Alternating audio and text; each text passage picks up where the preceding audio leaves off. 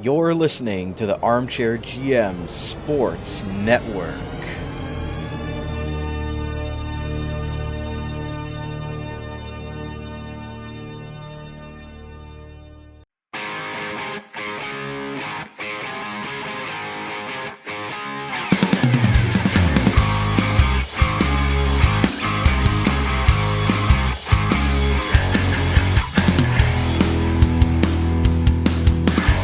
This is Rod Mahood, your in-game voice of the Niagara IceDogs, and you're listening to the Dog Pound Podcast on the Armchair GM Sports Network, your podcast source for all game analysis, team interviews, and up-to-date news regarding the Niagara IceDogs. Perlini! Overtime! IceDogs win! They score! Verhage was also jamming away. It's a power play goal for the IceDogs. And they score! Hosang, first goal as an IceDog. Strom stops Shipley. Richie scores! Gets it to Akil Thomas. Thomas has the angle coming in. He scores!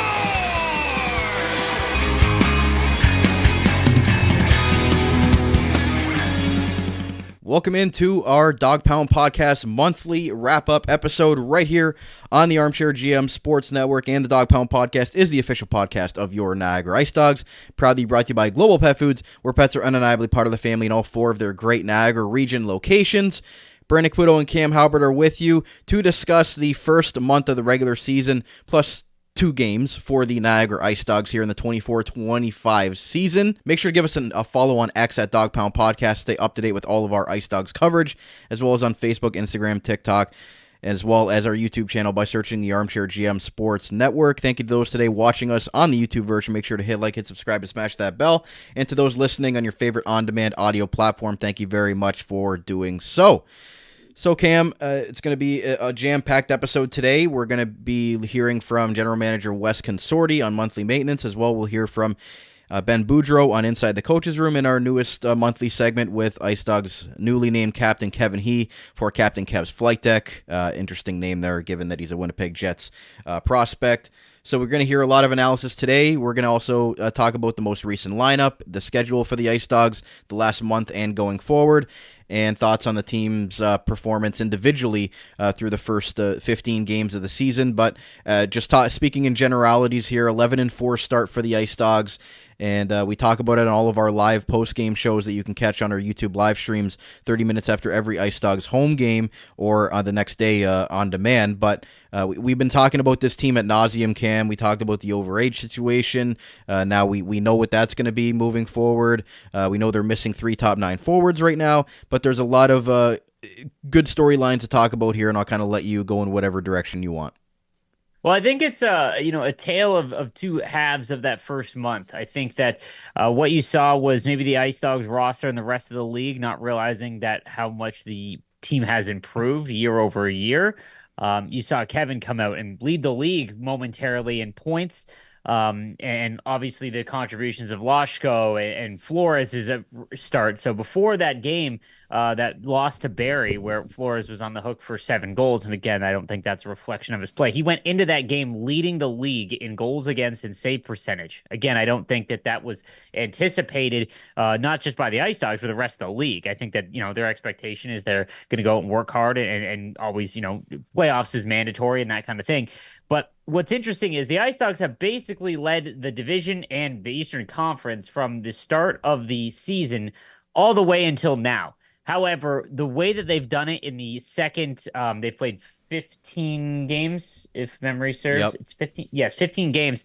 The first 7 games was far different than the second 8.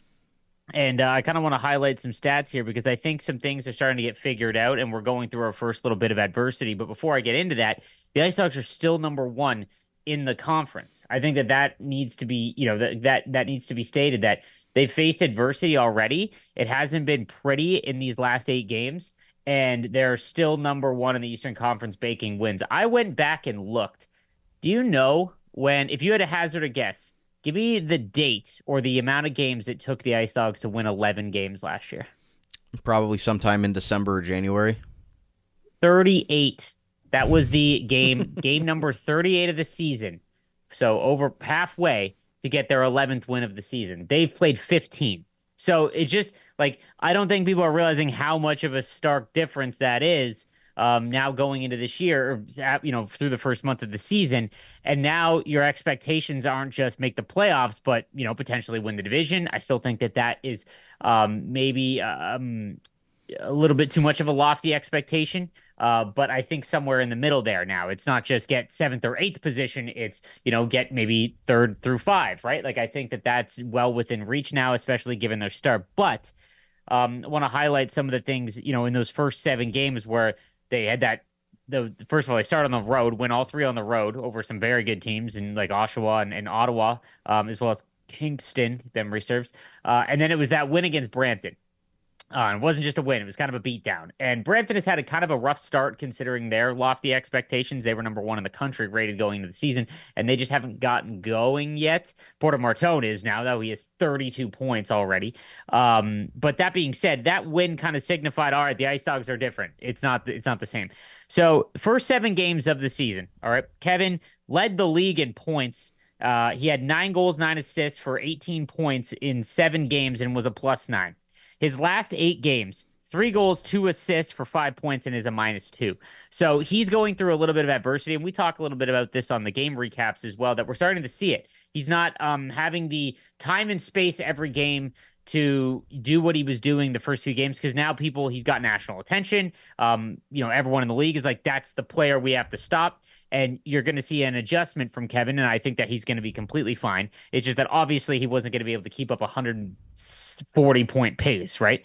But that being said, they've still won, which again is what I want to point out. But Ryan Robrick, on the other hand, it's interesting what Ryan's doing, because I think in around that game, game 7 to 9, they really got a lot of chemistry with Azadorian and Waslin and Robrick. That was a really good second line to send over, and it allowed them to really get going, specifically Ryan, because in the first 7 games of the season for Ryan, he had 5 goals, 4 assists for 9 points, which is fantastic. It's what you want. He was a -4.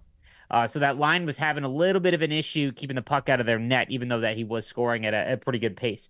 In his last 8 games, remember, Kevin was only at 5 points and is a -2. Ryan's got 4 goals, 4 assists, 8 points, and is a +6. So you're seeing him kind of take over and maybe get to that next level. And that is, for the majority of it, without Asadorin and Waslin, his 2 line mates that he was showing a lot of chemistry with. It's a lot of Zada and then a rotation of either Levin or Doherty. So you're starting to see Ryan kind of take over. And I think that's extremely important, because obviously it's like you need depth scoring. It can't just be Kevin and Ryan the whole time, but they aren't on the same line anymore.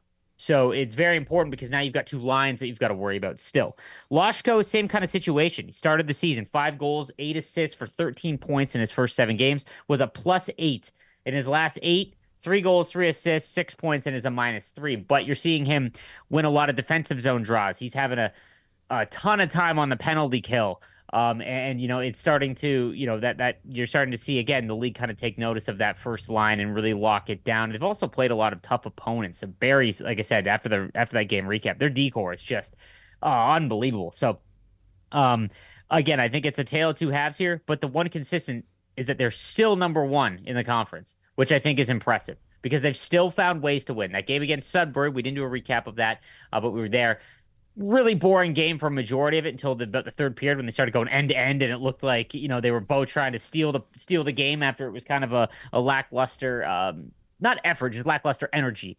And the IceDogs were still able to come away with a win. And that's becoming more of a theme here, is that they're able to steal points, and I think that's important, because I think it's going to get a little bit harder before it gets better. We're going to talk a little bit about that throughout the episode, but obviously the injury to Asadorin and Waslin away at the U17s is pretty detrimental to the IceDogs, whereas for other teams, you think of Oshawa, who's just loaded top to bottom. They're now getting healthy. You've got Barrie as well, or even Brampton. When they lose 1 or 2 players, even if it is in their top 6, they can kind of next man up. They're a little bit further ahead in their window. And you just see that the IceDogs have got to hold on until they get their reinforcements back, and they've done a good job so far. Lashko also is tied for the league leading game-winning goals too, which is nice to see. Underrated. He does come up big, especially like on the power play. He does have a tendency for that as well. And Kevin He with another overtime game winner in that Sudbury game, as you mentioned, one they kind of had to grind out. And again, something that we've noticed through the first 15 games when we look at it, the IceDogs have not had back-to-back losses. That's not something that they've done. They've been able to bounce back from a bad loss against Barrie. That loss in Kitchener, that loss in Windsor, which was a very tough game at the end of a road trip where they lost 2-1 to that very potent Windsor Spitfires team. So, as you've been mentioning on the game recaps, we're not seeing those 4 or 5 game losing streaks that were just really detrimental to the team last year, and the reason why they only won 17 games. And I think that's important that you brought up that I asked Ben Boudreau and Wes Consorti about is that they're already at 11 wins and they've only got. It's incredible to think about that they're right now in the top 10 of the CHL power rankings, top 10 of the OHL power rankings for a team that we expected to have a turnaround, but the fact that they're, I guess, have this many points so far is very encouraging to see. Again, as you mentioned, there are some very good teams in the Eastern Conference, like the Bramptons and the Oshawas, the Barries. Even if Brantford should be able to figure it out at some point. Like, even if the IceDogs do, step down a couple of rings there, like I still think like it's still a successful season so far, and through the first 15 games, I don't know if you could have put together a better start for this team, being 11-4. If you would have said that coming into the season, I think we would have been very pleased. But as you mentioned, the depth's going to be tested right now with that, but the D-core has pretty much been intact. I know you want to quickly touch on those 4 guys that have really come in and made big impacts, and then guys like Chanowski, making a big step, and Wysick being healthy. It's been nice to see from the D-core. From what we saw last year, where they were running with 4 or 5 defensemen at times. No, absolutely. I think that's a massive, a massive improvement over last year, where they were obviously dead last in goals against. Actually, I believe it might have been Windsor. But as it stands right now, we've gotten great goaltending from Flores, and they're about 9th in the league in goals against. With 15 games played, a lot of teams haven't played 15, so that could change as well. But it's very impressive to see, and they're winning close games as well. So they only have 60 goals for, which is 5th in the league or 6th in the league in goals for. So that's not like that's a bad stat. But they're only plus 9, right? But they're 11-4. So you're winning a lot of close games, and that's extremely impressive. And I think something else to note is that the Eastern Conference won't remain as strong throughout the whole year. The OHL has a hard drop-off because we've seen it. When the fringe teams realize where they are in their cycle, and let's say they go just under 500. When the trade deadline happens in the OHL, it's a hard sell because you're basically in 3-year cycles, right? Or 4-year cycles even. And I think that, so we think about like North Bay. They're doing very well considering where everyone kind of had them. They're 7-2 right now, but I think that people had them behind Ottawa and Brantford for sure, and battling for a playoff spot. And right now they're 3 points up. And Ottawa as well. Obviously, they're not the same powerhouse as they've been in the past, but they're very well coached. You've got Brantford, who's in 8th, but I think you'll see. I mean, we saw Sudbury; they were on a 3-3, but without Musty on the ice, like it was again very low energy. And I think that Sudbury is probably going to take a step back as well. So once those teams sell, then the IceDogs aren't going to be in a position where they're losing players. Last year, we traded Sobolev and Bronson Ride, and we took away from the team that was already doing, pretty poor, right? This year, even if we don't add, we're not going to subtract at the deadline. So now you've got the IceDogs. If they can just survive this, November is going to be very important, I think. November and December, but specifically the rest of November, just because they don't have Asadorian and they don't have Wasselin, who's playing first line for Team Canada Red, by the way, which is awesome to see. And he scored last night. And he scored last night. So he's going to come back with even more confidence. And I think we saw that as the early parts of the season, Max Crete was getting all the not adoration, but kind of the spotlight because he was, scoring and maybe finishing his chances. Wasson looked like he was gripping the stick a little bit. A couple of those opportunities, I believe against Ottawa, he couldn't finish. It was a couple of breakaways that he just, with the game tied, they ended up winning. But nonetheless, I think that we're going to see a more confident Brady Wasselin, and that's when things are going to, really kind of go forward. So I don't know if we could have painted a better picture for the Ice Dogs in October. I don't think anyone, the rest of the league, had this happening. Obviously, an improvement. We said just make the playoffs, but I can tell you going into the season, I wasn't super confident. It's hard when you finish last in the league 3 years in a row. It's hard to have confidence regardless. So I think the playoffs have all but been, I don't want to say all but been locked up. That's silly. But given the roster, knock on wood, I don't see how, they would fall all the way behind 9 other teams. No disrespect to Peterborough, but I just don't see how that would happen, which is huge. So now they have to learn how to play with the win and get ready for a playoff run over the next few months, but they've got to learn how to win in very tough scenarios still. And this month specifically, they have a lot of home games, which is nice, but it's going to get a little bit more difficult before it gets easier, I think, which would happen around January. I think that's when January and February, it'll get easier for them, which sounds odd. But again, once those teams sell off, like North Bay, for example, and probably Sudbury when Musty's gone, now you've got a little bit more easier matchups when you play them. So as long as they keep that up, that'll be pretty big. Yeah, if they can remain above water right now and kind of, again, if they fall into that 5 through 7 range, I think that would be still a successful season for the Ice Dogs from where they've been. Not having to worry about making the playoffs in the final couple weeks is such a massive thing because, again, a matchup, you obviously don't want to just get out and knocked out in round 1. I think that a playoff round for this team specifically, for the fan base, to get more butts back in the seats, kind of get the city, the casual fan to be like, oh, the Ice Dogs are good. We've got a playoff series, right? I think that's huge for the city, but more importantly for the team. Now they're going to get experience, especially when you consider like Wasson and Crete are both 16-year-olds in the lineup. They're going to get experience in their first season. They're going to be the leaders of the team in 2 years, right? And I think that for them to get experience in the playoffs right away allows next season to go even better, which in my opinion is going to be their real shot at maybe not a championship. That would be too lofty of an expectation, but their shot at going on a run. Right. And then obviously things are going to have to, once Kevin, what happens with Kevin and his, overage year. And if he makes, all of that, those are questions that are way down the line. But I think this year specifically, it's very important for them to at least make the playoffs. And it looks like they're going to be able to, which is huge.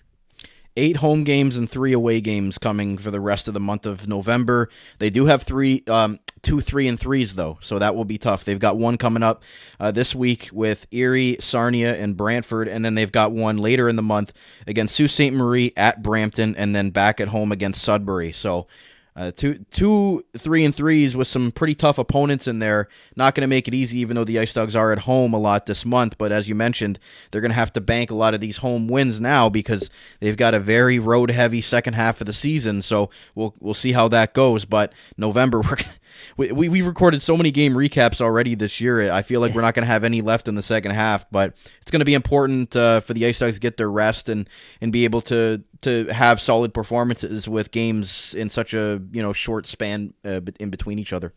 Well, I think the big thing as well is that home and away hasn't really mattered either. They're 5-2 on the road, 6-2 at home. And that's pretty big. And I think that something that we heard early on in the season from different players of the team was that early road trips are pretty good. Road trips in general, it's where you get a lot of the bonding done for the team, right? And again, if winning fixes everything in sports. And obviously, so vibes are going to be much better as long as they keep winning, right? But I think because how last season went, and there's a lot of returning players, maybe not in the decor, but there's still a lot of returning players that remember what it was like to lose. And I think that a losing streak eventually will happen. They're going to lose 2 games in a row. Newsflash, they're going to lose 2 games in a row at some point. But they know what it's like to lose, right? And I think that their chemistry and their vibes and all of that won't be completely crushed because they know their team is so much better. Whereas last year, they lost like 10 in a row multiple times, right? So it's not so dire, right? I think that's important, but I've loved it so far. The one thing I will wish, or I'm excited for, is the rest of the city to kind of take notice. Like I said, I think that this season, you're seeing maybe the hangover from finishing last and doing poorly, where a lot of the casual fans of the Ice Dogs aren't really coming out. I think that you're going to see a big improvement of that over the second half as they start to realize that this is a playoff team. Not to mention, like you had Ethan, you had Zada, get into the pro scouting or the central scouting list. So there's a chance that he gets drafted. That's another big thing. Getting another. How many times have we looked at? We looked at Barrie. They had what, 8 NHLers? 9. Right, 9. Right, like so. The Ice Dogs have 2 in Loshko and Kevin, but you just add to that. It's you come into a game and like that's the first thing that I look at personally, and I'm sure that other teams do too. Like they're like, okay, these guys are like it's a confidence thing, and as you build up more of that, that's where you really start to see the team kind of start to steamroll. So, but they've done great. There's really no complaints here, other than the Central Division is so difficult so far. I think that's the one thing that's kind of the reason why I don't know if the Ice Dogs can keep this up, especially with how good Barrie looks. Brampton will figure it out. They have probably the best player in the league right now. And we'll see what Sudbury does, but even North Bay is well coached and a well-run team that, like, even when they sell off for good, it's still going to be a tough game, as we've seen already this season. So, I'm excited for it, but yeah, we're about to enter a pretty big, important stretch of the season.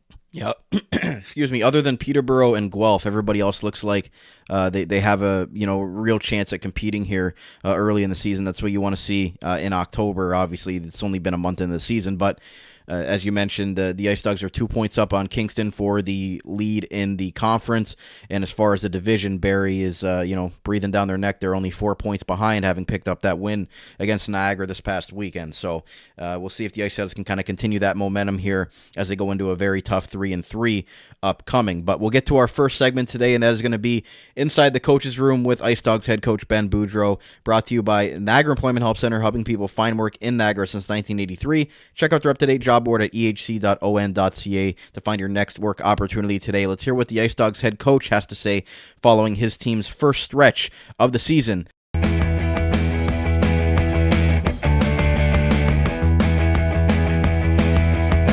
Well, Coach, the first month or so of the season here, you're 11-4. You got to be pretty pleased with the overall effort. I know there's been a few efforts in there, like the Barrie game and a couple others you'd like to have back. But coming into the season, first 15 games, 11-4, first place in the Eastern Conference. How would you assess the way it's gone so far? Well, I don't know if you could have dreamt up an 11-4 start, to be honest with you. I mean, the OHL had us ranked, missing the playoffs, not making the first 15 games, ending up at the top of the Eastern Conference standings, which I think is pretty unbelievable by our group.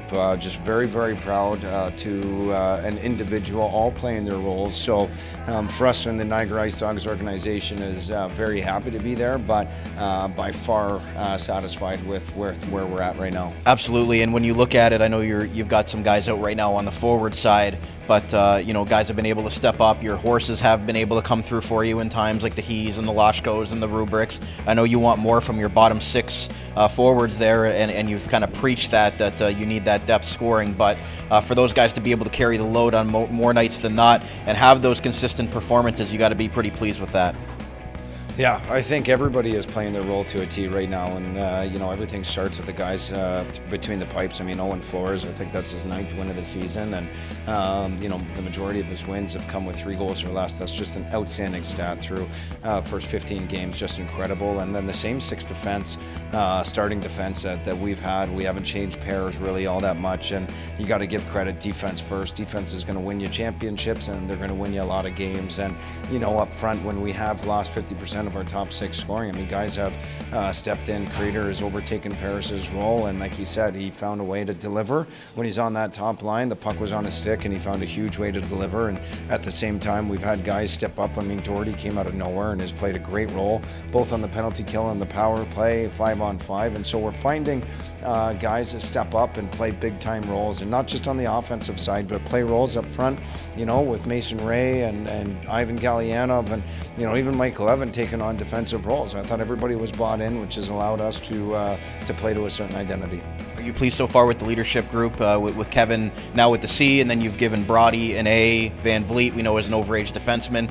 What have you thought of your leadership group as a whole so far through the first month, and what are you going to continue to ask from them going forward? Well, I mean, there's no question that we miss Gavin Bryant. I mean, he's a salt of the earth. I love that human being. He's a great kid, and I'll start with that, but he's not here anymore, and we've had to move forward, and we've had to focus on the guys that are, and so the Noah Van Vliets and Jack Browdies and Kevin Hees, have been absolutely phenomenal. And a young Ryan Rubrick is leading by example. I mean, he's been vocal. He's been on the stat sheet. I mean, another 2 big points tonight. So hats off to our leadership group to get this, to get the guys going exactly where we need them to play.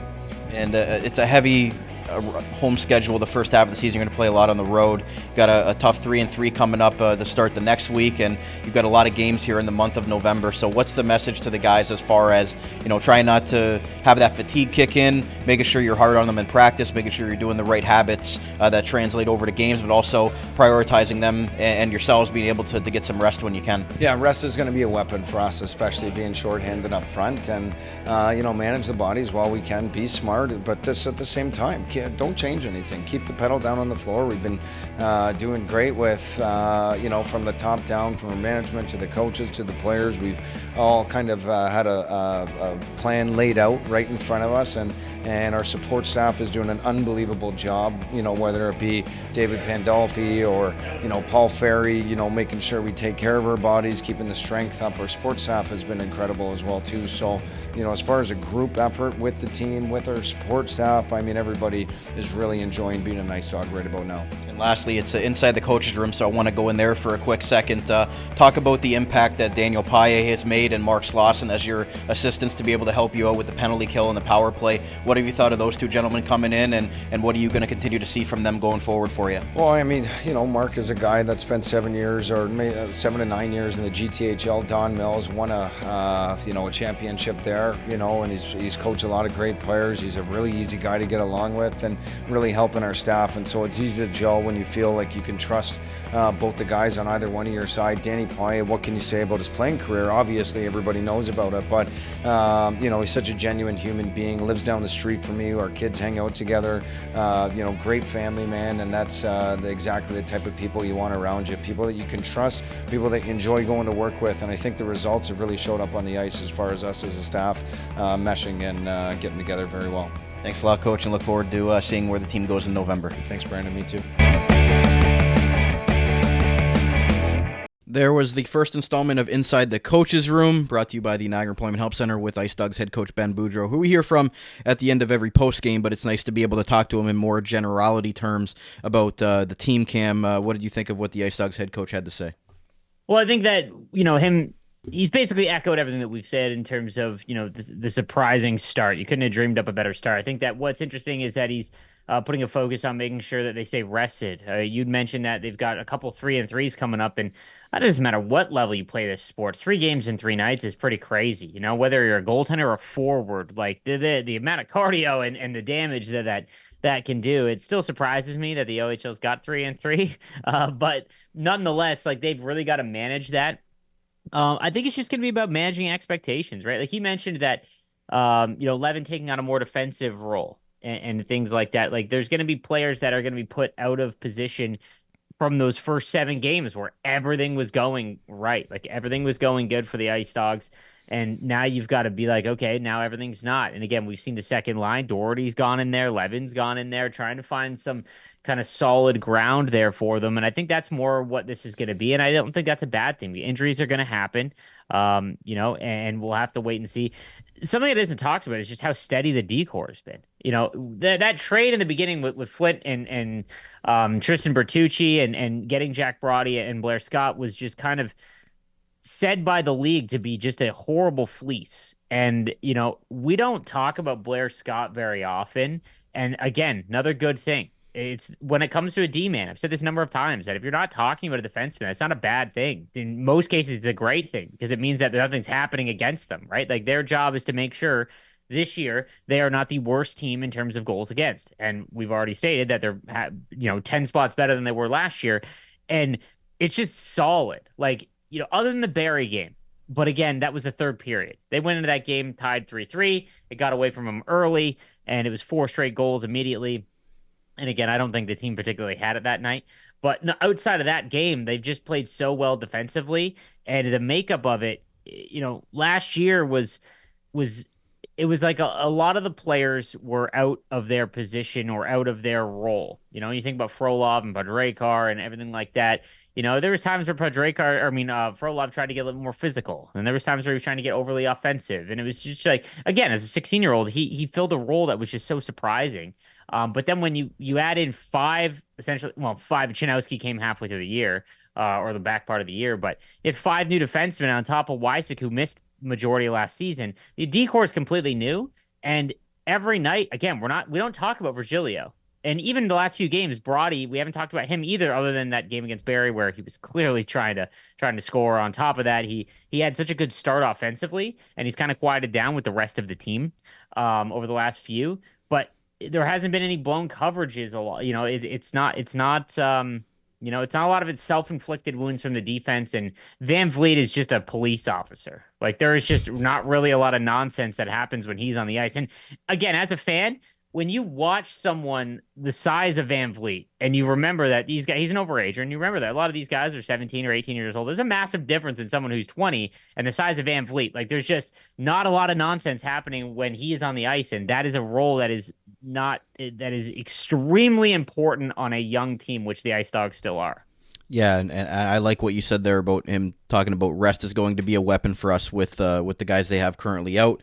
But again, it's just been encouraging to see, as you mentioned, them be able to keep that D-core intact, with a couple of forwards out, and it's really making a difference for them, and as the games progress and you're grinding away at the end of games and the end of weeks where you really are out of gas, like they're able to not look at completely out of place, as you mentioned, and they're able to really get through those and still be able to pick up points and not just mail it in or just have games get out of hand like we saw the last couple of years where you got late in the game and the other team would just take over and the IceDogs end up losing by 7 or 8-3 or scores like that. So they don't really have many blowout losses either, like other than that Barrie game, which wasn't even really a blowout. It was just a bad 5 minutes where they gave up 4 goals.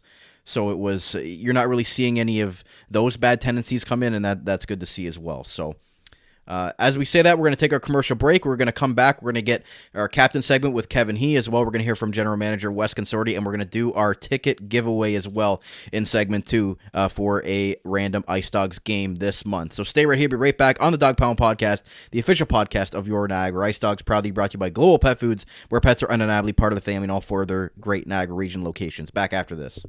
Whether you just brought home a new furry member of the family or would like help finding something new for your picky eater, maybe you've done your research and want to upgrade your pet's nutrition from an entry-level food, the staff at any of the Global Pet Food stores in the Niagara region would love to help you out. Let them show you why our lesser-known premium brands are so much better than highly advertised big corporate brands. The value from the brands we carry is not only visible in the health and vitality in your pet, but also because you won't need to feed as much as with the other brands. Better nutrition from a longer-lasting bag. We hope to see you at one of the following locations across Niagara: 3643 Portage Road in Niagara Falls, 160 Highway 20 in Font Hill, as well as 400 Scott Street and 344 Glendale Avenue in St. Catharines. Global Pet Foods, where pets are undeniably part of the family.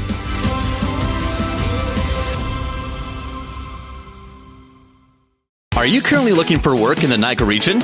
If so, you owe it to yourself to check out the services provided by the Niagara Employment Help Center, located at 6100 Thorold Stone Road in Niagara Falls. Their many free services include a fully staffed resource area open to the public, resume and cover letter writing, local labor market information, job search strategies, assistance with clarifying employment, training and career goals, employment counseling and job search support, Better Jobs Ontario information, and registration assistance. Check out their website at ehc.on.ca or call 905-358-0021 for more information.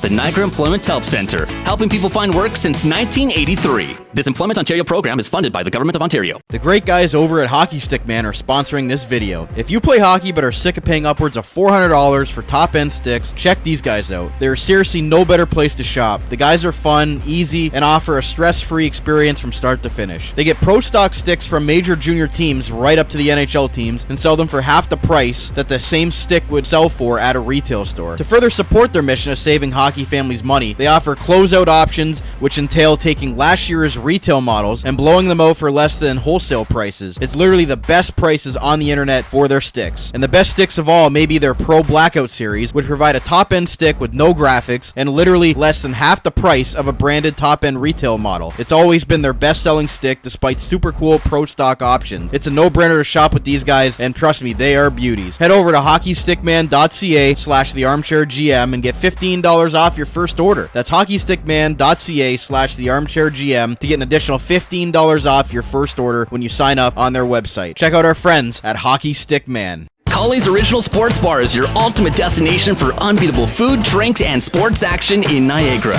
Whether you're gearing up for a big game, winding down after a day at the office, or just looking for a lively spot to catch up with friends, Cully's has you covered. Their menu is packed with mouth-watering options, from classic pub favorites to unique chef specials, all served alongside a wide selection of craft beers, cocktails, and daily drink deals. With multiple TVs broadcasting the latest sports events, you won't miss a minute of the action, no matter where you sit. Cully's Original Sports Bar, a proud supporter of Niagara IceDogs hockey. Whether you're gearing up for the game or celebrating a big win, Cully's is the place to be before and after every IceDogs matchup. Check out their menu online at cullys.com. Give them a call at 905-684-1771 or check them out on Facebook, X, or Instagram for more information. Located at 223 St. Paul Street in the heart of downtown St. Catharines, just minutes from the Meridian Center. Open daily Sunday to Thursday till midnight and Friday to Saturday till 2 a.m. for those late night eaters. Cully's, it happens here. Wild Bill's Auto Repair is your local center for auto maintenance and repair in the Niagara region. Since 2012, Wild Bill's Auto Repair and Body Shop has been helping customers stay safe and confident on the road, knowing their vehicle is in top running condition through the garage's services. Located at 7868 Oakwood Drive in Niagara Falls, the garage started as a tribute to the owner's father, William Robert Hunter, who passed away, continuing the same community spirit and high level of service which customers can expect from him back at Hunter's Auto Repair. Their multi-award-winning auto shop has earned the trust of the Niagara community with its fair treatment of all customers who can feel confident they'll get trustworthy advice and repairs during their visit. Their experienced crew loves meeting new people and looks forward to forming a lasting partnership for the care of your vehicles. To find out more or to book a service, contact them today at 905-358-7868 or wildbillsauto.ca. Wild Bill's Auto Repair, helping customers stay safe and confident on the road since 2012.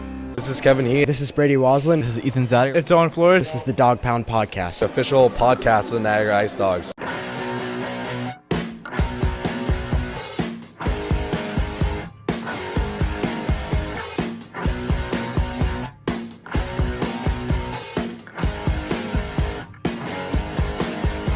Welcome back to part 2 of today's Dog Pound Podcast monthly wrap-up show for the month of October 2024. Brandon Caputo and Cam Halbert are back with you on the Dog Pound Podcast, the official podcast of your Niagara IceDogs, right here on the Armchair GM Sports Network. Thank you to everybody watching us today on our YouTube channel. Make sure to hit like, hit subscribe, and smash that bell. And thank you to those today listening to us in your favorite on-demand audio platform.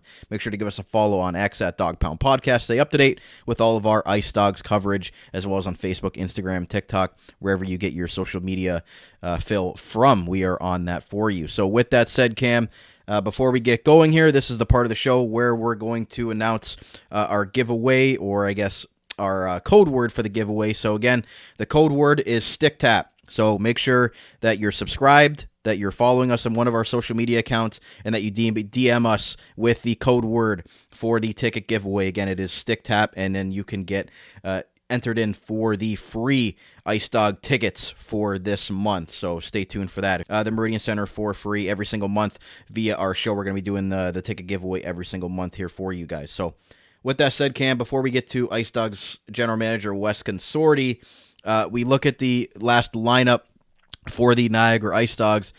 And again, as we mentioned, Brady Waslin's away at the U17s and doing quite well, but we'll hopefully look forward to his return.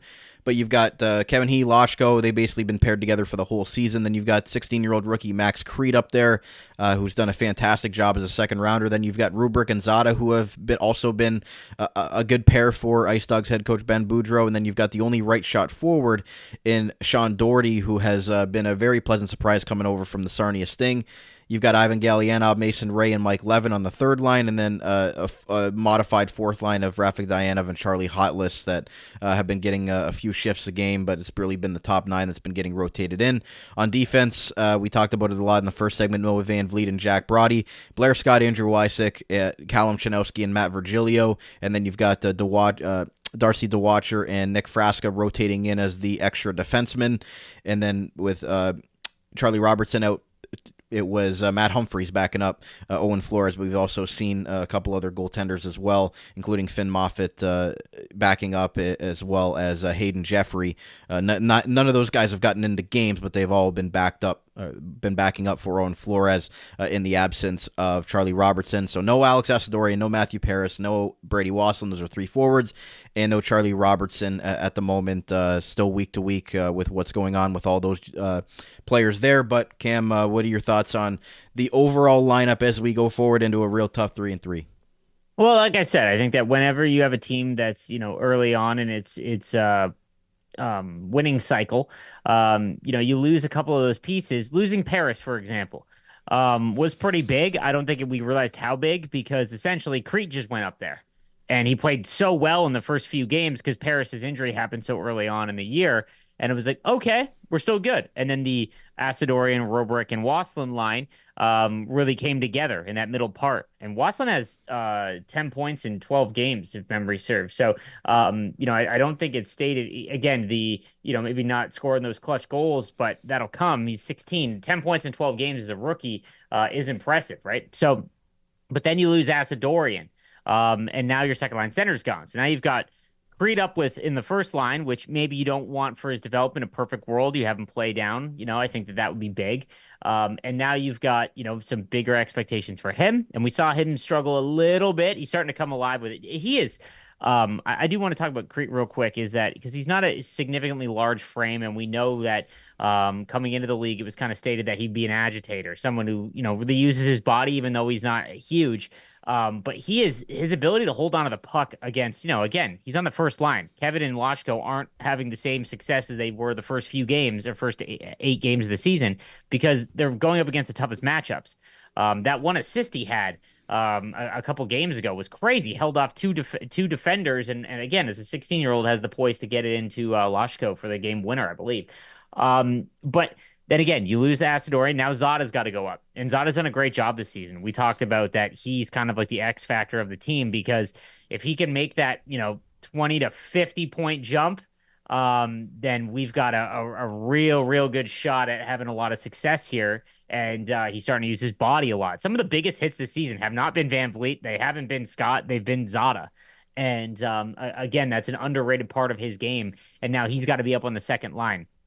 I think that Doherty specifically has been extremely good for the team, because he has gone in and been the player to go into every single spot in the lineup, whether it's on the power play or whether it's on the first line, second line, and he has done a good job as well. He's going to smash his career high in points. I think where you've got some where you maybe want to see some improvements, and I think you will as the game goes along. Galianov with 2 points in 15 games. He's been all over it though.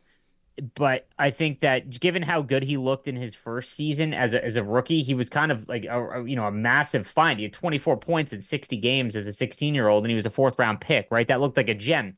And I think that his slow start, I hope it doesn't get to him, but I think that Galianov not having the same supporting cast that he did at the beginning of the season, that's where you start to see a bit of an impact. Because if Gally stays on the third line with Mason Ray, who's been great, right? And then whoever's in that third spot, it's not Zada. It's not Wasslin. Doherty or Wasslin, right? Like that's where you see okay, now they've got to go and challenge, because a lot of the time, Ray has been great as well. I've seen a really good progression for him, but the third line has essentially been gone from a little bit of offense to just survive. I think, over the last few games. And that isn't on them. I think that's, again, their lineup is just, they've lost three top six forwards. They've lost three top six forwards, right? Like, so any team is going to struggle in that, but those players specifically are going to have a much harder time, as it goes along. But, I think that we'll see better days. And once those players come back, specifically Asadorian, and knock on wood, we don't have any injuries, any more injuries, but that'll happen throughout the season. But like I said, what Ben was talking about earlier in the coach's room is that, you just got to manage the bodies a little bit. And I think that's them putting a focus on that is important. And something we didn't mention, Owen Flores, other than the Barrie game where he gave up 7, had not given up more than 3 goals in a game. So I have never been. It reminds me of goaltending play that we've had. With Tucker Tynan's really good season, right? I think that when he was so solid, you just didn't think about it in net, right? Like you just didn't think about. I don't ever when a play is happening, I'm never like, oh man, don't shoot it. Don't let it get through. Flores is just such a steady Eddie in net, and it's something that we're gonna miss next year. We're getting way ahead of ourselves, but they're gonna have to figure out what they're gonna do. Not that Robertson can't make a jump, but Flores has been rock solid and one of the best goaltenders in the OHL, and that's not talked about enough by the rest of the people covering the OHL. Yeah, he's definitely up there. Not quite because it hasn't had the playoff success of the Mark Vizentines or the Alex Nedeljkovic's that they've had. But when you look, or even the Steven Dillons, but when you look at it overall, like for Owen Flores to do what he's did the last 3 years on a team that the last 2 years has had no chance of making the playoffs, and what he's doing this year in his overage year, I think it should be commended. And hopefully we'll look back on it when this team does do well, that Owen Flores was a big part of this turnaround. He robbed Musty, and I don't remember who else it was when it was tied. Like, just insane saves in that Sudbury game. Those go in, they might not win, right? And it's just such a big bonus for the IceDogs to have, and I'm really happy, knock on wood, that the IceDogs are gonna give him a playoff round in his final season in the OHL, right? It's gonna be that isn't talked about. Obviously, we talk about the overagers and the situation that just happened with the captain, Gavin Bryant. And that was another thing that head coach member Joe was talking about, is that Gavin Bryant is just the best human. And, I hate to think that anyone thinks that was, anything more than, it was just a very tough situation in general, and he's such a good guy. And I'm excited to see what he does in the rest of his OHL career, because I bet he's going to go out and just absolutely dominate. And but that being said, like, we're going to lose Lashko, we're going to lose Van Vliet, we're going to lose Flores, 3 very, very important players. And then you think about who's going to step into those roles in their overage seasons. So interesting times, but I'm glad that we got Flores for this rest of the season. For sure. Definitely has been one of the team MVPs so far, Owen Flores, in the net for the Niagara IceDogs. So with that said, we're going to get to our next segment today, and that is with IceDogs General Manager Wes Consorti, on our monthly maintenance segment brought to you by Wild Bill's Auto Repair, helping customers stay safe and confident on the road in Niagara since 2012 in honor of the late William Robert Hunter. Here's what the IceDog General Manager has to say about the team's performance so far through the first month of the season. Welcome back to the first installment of monthly maintenance for this 24-25 season, brought to you by Wild Bill's Auto Repair with the General Manager of the Niagara IceDogs, Wes Consorti. Wes, thanks a lot for taking the time today. We're a couple days past October, even though we're on our October wrap-up show, but you got to be pretty pleased with the team's start so far. 11-4 after 15 games, a team that only won 17 games all the last season. From your perspective and all the work that you guys put in the offseason, just how happy are you about the overall performance of the team so far? Yeah, it's been very nice to see, especially in the locker room. Just seeing wins on the board keeps everyone in a positive mood. And, at the same time, this is players play. These guys have done an outstanding job really in the season. It is early. Still lots of work to be done. But the main focus is just staying consistent within our game. And it's been great to see these guys succeed, and just the team as a whole, it's been great.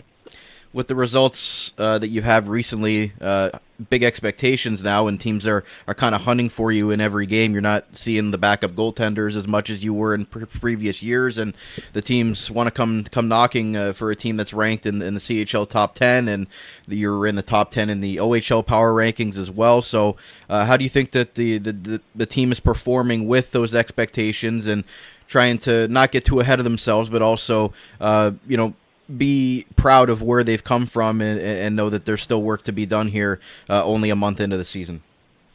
Well, I mean, the way they prepare throughout the week, things that people don't see. The people, don't see the workouts, the body maintenance, like the video sessions, the little things that are behind the scenes. Our guys care. Our guys want to have a career in hockey. They want to get paid when they leave the OHL, and they understand what's required to do that. So, they're dialed in, and they rely on each other. They're not out there for themselves. They're out there to play for their teammates, and that's what gets wins on the board. And as far as seeing people's best teams, I mean, we have good players, so you can't, it's been nice just to see like our pushback, our compete, and our character, and they've resulted in multiple wins. So it's just been great. And quickly, let's touch on the overage decision that you guys made, obviously. Moving your captain's never an easy thing, especially when it's a stand-up of a person as Gavin Bryant. Quickly touch on that, and then also the 3 overagers that you're going to be moving with the rest of the year, and your starting goaltender, Owen Flores, your number 1 center import forward, Andre Lashko, and number 1 defenseman, bruising defender, Noah Van Vliet, what you thought those guys have brought to the team, and why you ended up making that decision. Yeah, I mean, hockey is a cruel sport, unfortunately, and it's more cruel for 20-year-olds than major junior. Difficult decision. Gavin's a true professional. He did great things for our program. Loved by everybody. He'll be a welcomed addition in Peterborough. He's going to do great things there for them. And he's going to do great things after he's done playing in Peterborough. So his makeup, his character, top notch. Difficult day, no doubt. But Gavin, with his attributes, he will be okay. And as far as our OAs right now, Lashko, you just got to go and watch him and just see his detail, his pro style of game, his defensive work, his offensive ability, and just understands the game at a high level. And, he's been nothing but exceptional in our opinion. Flo's been great. Flo is putting in the work, and he understands what it takes to take the next step. He's been phenomenal for us, keeping us in games, making saves consistently on a timely basis, and giving our team a reset during the games at proper time. So, and Noah's been, again, just been what he is. Noah understands what he needs to do to become a pro hockey player, and he's really honed on that. Being physical, making the first pass, killing every penalty, and just, being a force back there. So when you watch these guys play and understand their style, it's a welcome addition to the team, and gives our team loads of structure when they're on the ice. And when you look at other teams around the league, a lot of teams have guys with NHL affiliation next to their name. How important was that? Obviously now with Kevin having the Winnipeg Jets logo next to his name from this past June, and also being able to get Andre Lashko off of the CHL waivers. I think that was something that was a welcomed addition for sure. Being a Seattle Kraken, a third round pick from 2 years ago. Just what is that kind of meant for you, with not only them individually, but them kind of as a duo right now on that top line and leading the way for the Ice Dogs in multiple, statistical categories. Kevin's got 23 points, 12 goals. Lashko's got 8 points and 19 points and 8 goals, including tied for the league lead in game-winning goals. So what have you thought of that duo individually and as a pair, as your 2 guys that have NHL affiliation next to their name? Well, I think the main thing is when you get guys like that, and when they come back from NHL camps, it really shows the other guys that weren't at NHL camps just how hard things are at the pro level, and you see a shift in play with the guys that come back from NHL camps, because they understand. Like, they get a little taste, they see how hard they have to work. They have to understand what they need to work on, and it's very evident with our guys that came back from NHL camps, what they are working on. And for our guys just to see that, it elevates everybody. And then Kevin and Andre's play, it's, we feel it was instant chemistry. Andre can calculate Kevin's speed at a proper rate. And Kevin can find guys and get back open very rapidly. So they complement each other very well, and just moving up the ice as a unit. And Andre's just so solid defensively. It helps getting the puck up and out. And Kevin's outstanding. One of the most exciting players in junior hockey, in my opinion. And he's really, really evolved as a hockey player. Just his overall game is just outstanding in our opinion right now. And we hope to see these guys sign their deals and move on. So it's been great. IceDogs General Manager Wes Consorti is with us. Wes, as we talk about the young players and the young core that's going to lead this group forward into the coming years, Ethan Zada's in his draft year. You talked last year about him being, every team needs an Ethan Zada to win with the way that he's able to play a 200-foot game. I know you guys are looking forward to hopefully seeing him move up the NHL Central Scouting list, but adding him with the Rubric and the Brady Wasslin, Max Crete, who's been up playing with Kevin He and Andre Loshko as a second-round pick, 16-year-old. How pleased are you with the growth and development of your 16 and 17-year-old players so far, as those guys are going to be the ones as the catalysts moving the team in the next couple of years? Yeah, just again, like the growth of their games. Ryan Rubric is adding elements to his game that, when it is working at one rate altogether, like, he is phenomenal. And when he's got everything going, you can just see it, and it's a heavy force out there when he's going. And Ethan has done a tremendous job understanding what he needs to be in order to be a professional hockey player, and he's finding his identity. And I think a lot of people are seeing that, and he just checking and killing and chipping in, but more importantly, taking care of his own end, getting the puck out, being a responsible center. Brady and Max have been outstanding. The learning curve has been great. Obviously we got Brady at the U17s, and Max is taking full advantage of the opportunity. And, he's a good hockey player. He does the proper things in order to succeed on the ice, and he's being rewarded for it. So it's been great seeing these guys, just bear down and play good hockey, gives our team a chance to win. Ivan's been great. We're excited for these guys just to keep growing and winning hockey games together.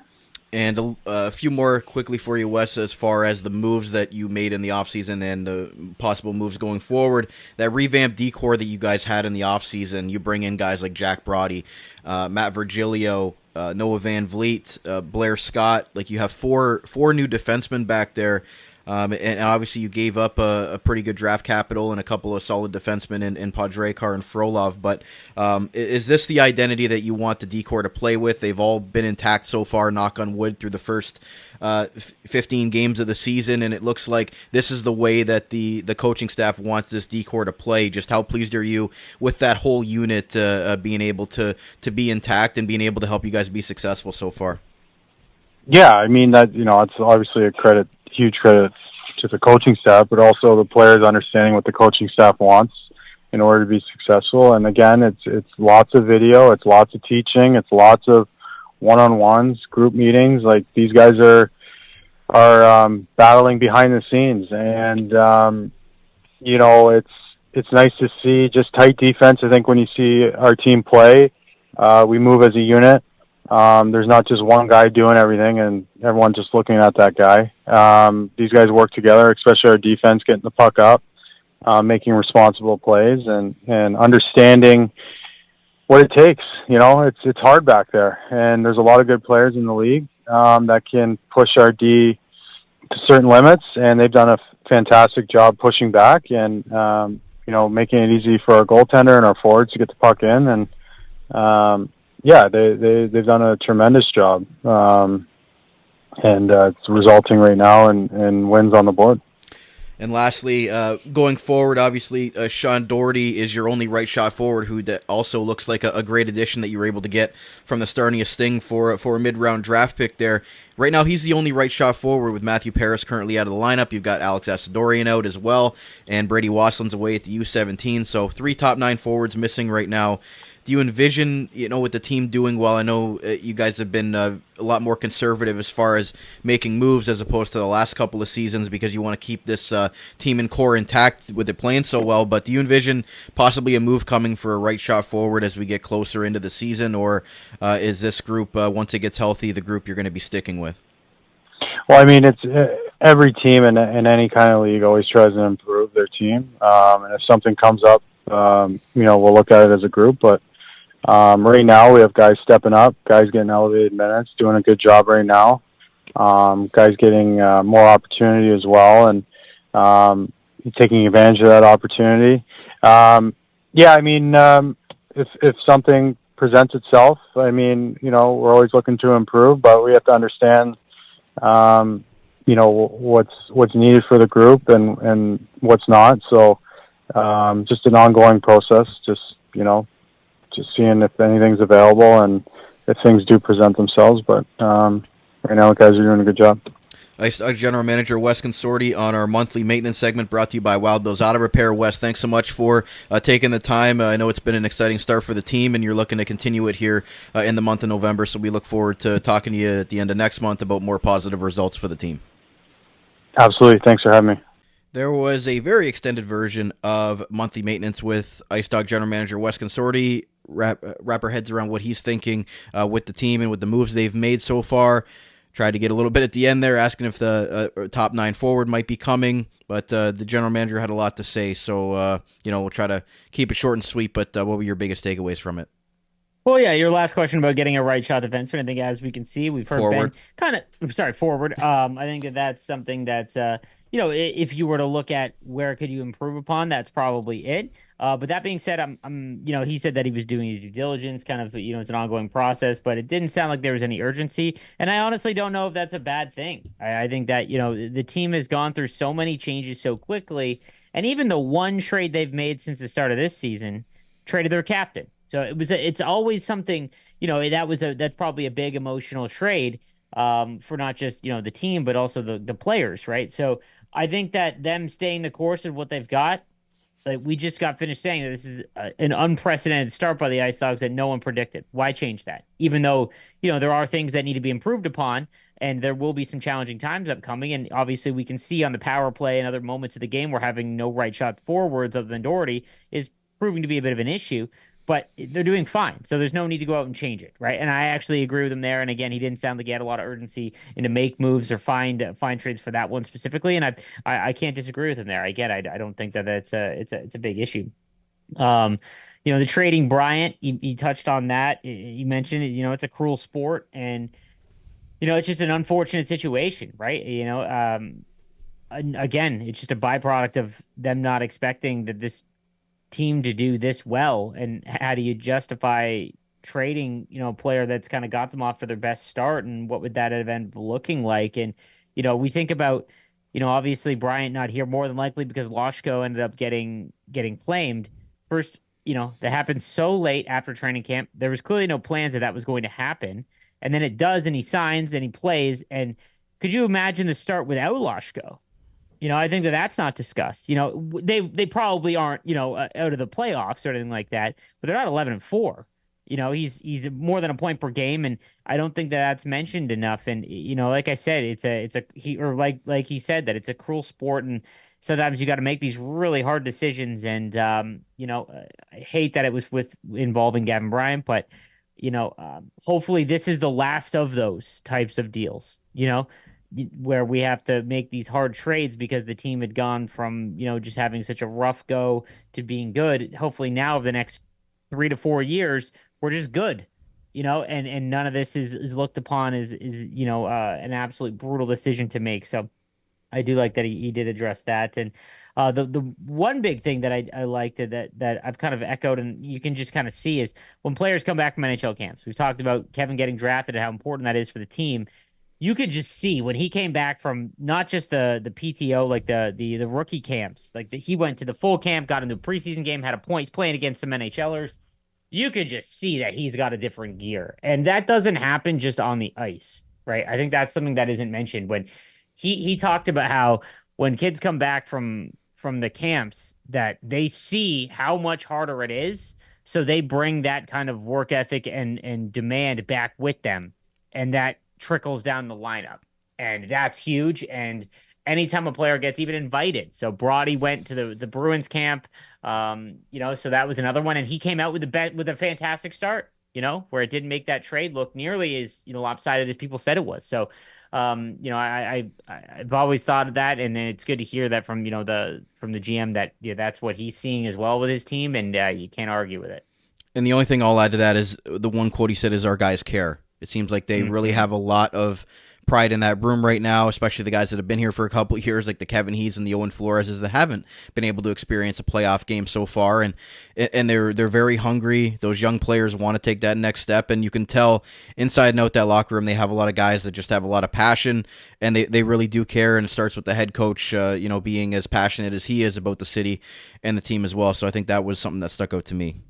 Mm-hmm. No, absolutely, and I'm just excited for I want to fast forward to next season in the sense that we won't be talking about last season. Yep. How many times as Ice Dog fans or covering the Ice Dogs has it always been, but then you have to think about all these trades or the poor performances and all of that. And next year, regardless of what happens, again, knock on wood, there isn't some devastating, and maybe I'm jinxing us, but there will be a playoff round, and whether how good or bad that goes, there still will be a playoff round, right? Then we can talk about, it's not about how they've been awful for 3 years. It's, okay, this team got to the playoffs the first time in 6 seasons, I believe, and now, where do they go from here? And it's about progress as opposed to what off ice or something from the prior year is dragging down the narrative from the prior years. I'm just over that, right? As a fan and as someone who covers the team, right? Because, obviously every team's got things going on in the background and stuff like that. And the Ice Dogs have dealt with more of it than potentially any other organization in the last half decade, right? So that's what I'm super excited for. And he talked about how these guys care, and a lot of them are going to be back next year. And they've not just the players, but the general manager and the coaching staff, they're all improved. When Wes stepped in last year, he was still making moves, and a lot of them were kind of questionable from outside the team. And, and again, it was kind of that try to make the team a little bit more competitive. This year, there's a clear indication that they're all working together, and it's like, hey, let's not change anything, no trades. And other than the one that had to be done, and that was with Gavin Bryant, which was a very difficult trade to do. Whether you want to say it, it's not. And Gavin getting traded as opposed to one of the other three, that's still a difficult move to make as a GM. You got to understand in the background, how good Gavin was. And I don't envy them, but they got 3rd round pick, and I would be stunned if that 3rd round pick is used. And that might be the ammunition to go out and get a player that can help this season that doesn't have them take away Max Creek or someone else younger in the lineup, right? Or Gallianov or someone like that, because we don't want to lose these guys that have been around and they've slowly been building together. You want to just add to it. And picks is how you do that. And we have a huge selection of them, and we're no longer having to use them to get roster players as much. It's more of, let's use them as some ammunition to go and get some reinforcements. No, absolutely, and it's been a more concerted effort in keeping those draft picks and not making as many trades, breaking up the chemistry, because we're talking hockey. Chemistry is king, and it seems like they're really building something special here with the guys they have and that chemistry that they have within that room right now. So you don't really want to change that up, even if a guy like Musty or any of these other top-end players are available. Sometimes that might have an adverse effect. So I'm glad that they're sticking to their guns right now, sticking with what they have, and whether they make that trade for a right shot forward, we'll have to wait and see for the next episode. But before we get out of here, we got one more segment here with IceDogs captain Kevin He on our Captain Kev's Flight Deck, brought to you by Gales Gas, your go-to gas station in the Niagara region. Not just a gas station or a local tradition, because when it comes to fuel, you're going to Gales with multiple locations across Niagara. Here's what the Winnipeg Jets' 4th-round pick and newly named IceDogs captain had to say following his first month wearing the C.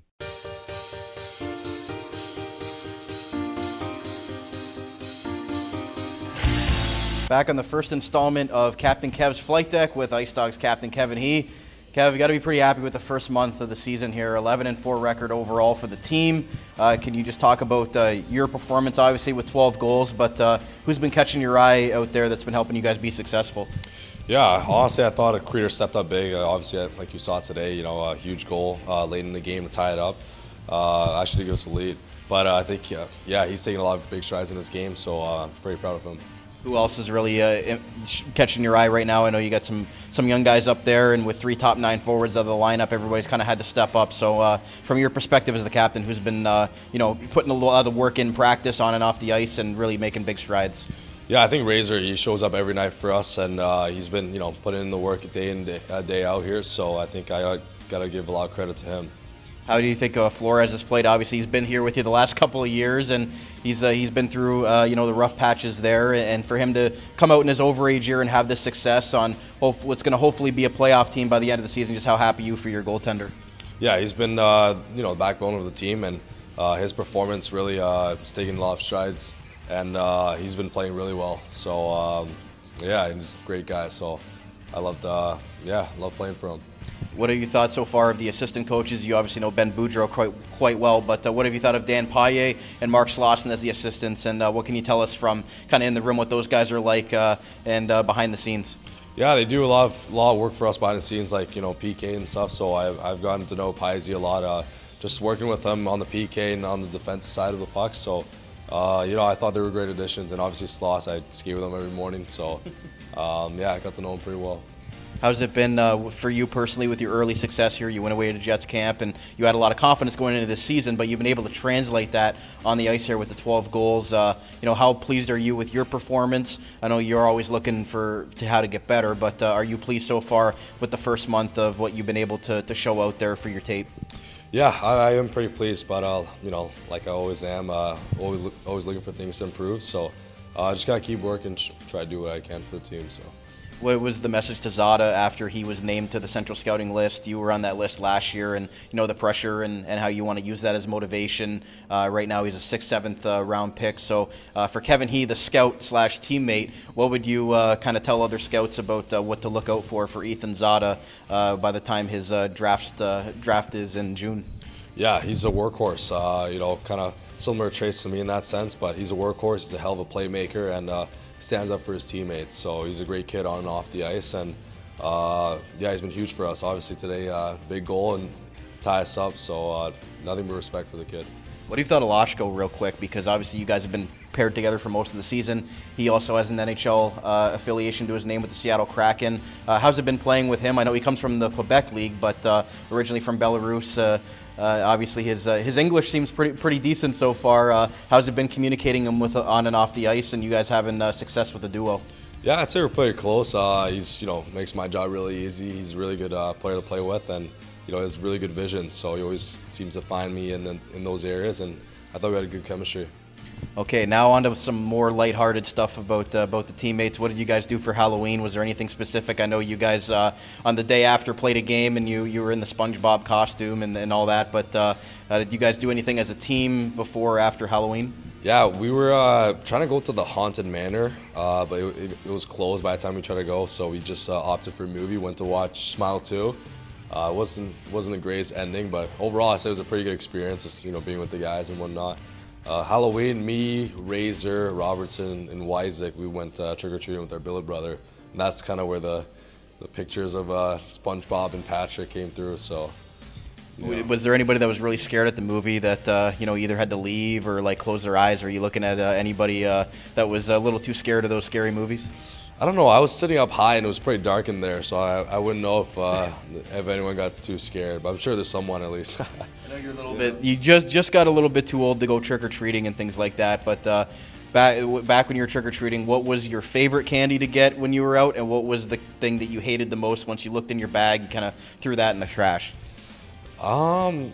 Honestly, I'm not a big fan of mints. If I got those in my bag, I wasn't too thrilled about. But honestly, anything. I like chocolate bars, especially when they give the full size ones. Those made me pretty happy.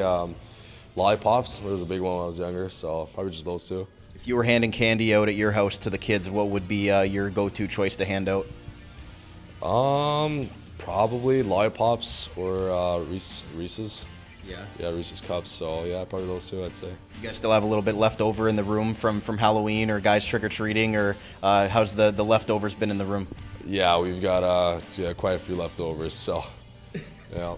What's the message here now, Kevin, as you move forward into November? You got a lot of games coming up here, a couple 3-3s, and you got a home-heavy schedule, which is nice at the first half. We know you got a lot of road games coming in the second half. So, what's the message to the team as you move forward here and trying to stack as many points as you can early in the season while you have that the luxury of playing at home more often than not? Yeah, we really got to take care of our bodies, and that's going to show for the whole month of November. Obviously, like you said, starts off with the home games, but it's going to finish with a lot of 3-3 road games on the road. So it's a huge emphasis on us to recover, take care of our bodies, stretch, do all those little things that's going to help us in the long run. IceDogs captain Kevin He on the first installment of Captain Kev's Flight Deck. Kevin, thanks so much for doing this, and look forward to hopefully talking again with more positive results at the end of November. Thank you. There was IceDogs captain Kevin He. Cam, I guess they went out and saw a Smile for Halloween, and they got some leftover candy in the locker room. Thank God I'm not in there. I'd probably eat it all. But regardless, good thoughts from the IceDogs captain. And he mentioned Max Creed. He mentioned Mason Ray. Talked about Flores being the backbone of the team. So quickly before we wrap up, what did you think of, one, what Kevin had to say, and two, what have you thought of his first stretch wearing the C for the IceDogs? Well, Kevin's a different type of captain. He's not going to be one to drop the gloves, right? And I think that maybe that's like looked upon in a bad light. But again, when you are the best skater on the team, or the engine, and you don't stop skating, that the back check against Barry is something I want. Or sorry, Barry Oshawa against Beckett Seneca. Yeah, that is something that very few people not only have the talent to do, but the work ethic to do. And that is how you lead, right? And that's how he is going to lead. And you can tell it doesn't sound like he's an overly talkative person, and that's fine. You don't necessarily need that. He's a different type of captain, I think. But the fact that he's in the background still hanging out with the guys is very important, right? Like, again, you're with these players for only a few years. It's not like the NHL where you got 10 years together, right? So you got 3 years at most sometimes. And he was put in a position where he had to replace someone who was so well loved, which is not enviable and not something that I'm sure he wanted to do personally, knowing the type of guy that he is. But he's handled it well, and it's on the ice. It's stuff that you can see where he's not just yapping or trying to stir up the other team and get into fights and things like that. He'll hit people real hard.